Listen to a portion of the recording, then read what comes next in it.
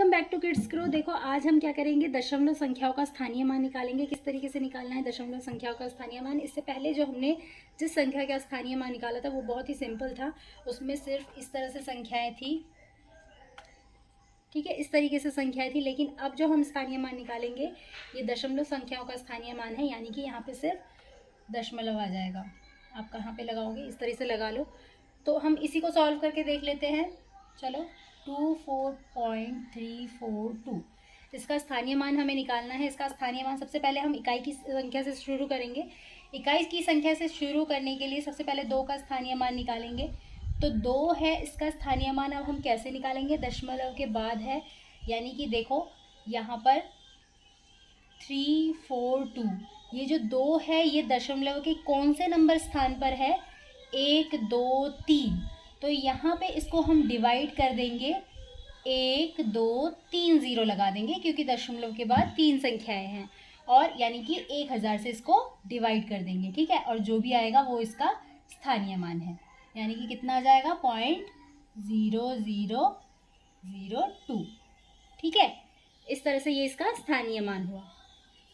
उसके बाद देखो 4 का स्थानीय मान 4, अब क्या होगा, यहाँ पे देखो कौन से नंबर पे है, ये दूसरे नंबर पे, यानी कि 1 2 2 0 तो आने ही है, तो इसका जो आएगा वो स्थानीय मान हो जाएगा 3 बाय कितना हो जाएगा 10, क्योंकि पॉइंट के बाद एक ही संख्या है तो 3 का निकाल रहे हैं तो वो 10 आ जाएगा। अब रही बात, अब देखो ये तो पॉइंट के बाद की संख्याओं का स्थानीय मान हमने निकाल लिया है। इसके बाद हमें पॉइंट के इस तरफ की संख्याओं का स्थानीय मान निकालना है। तो कैसे निकालेंगे, 4 का क्या हो जाएगा, अब जैसे हम नॉर्मल में करते थे उसी तरह से हम इसको सॉल्व करेंगे।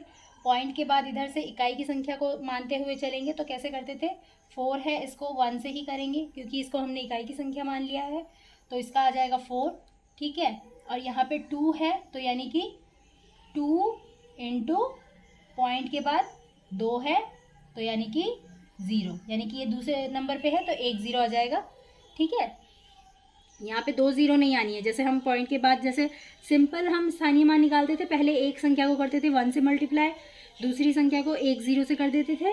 तो उसी तरीके से, क्योंकि इस संख्या के बाद एक संख्या है तो इस संख्या के बाद एक संख्या है तो 1 0 से ही मल्टीप्लाई करेंगे तो आ जाएगा ये 20। तो इस तरीके से दशमलव संख्याओं का स्थानीय मान निकालना है।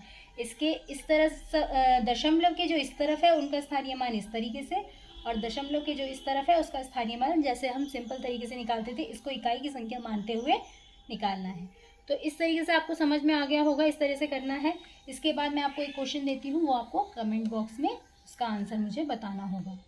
3 2 5 4 6 9, ठीक है।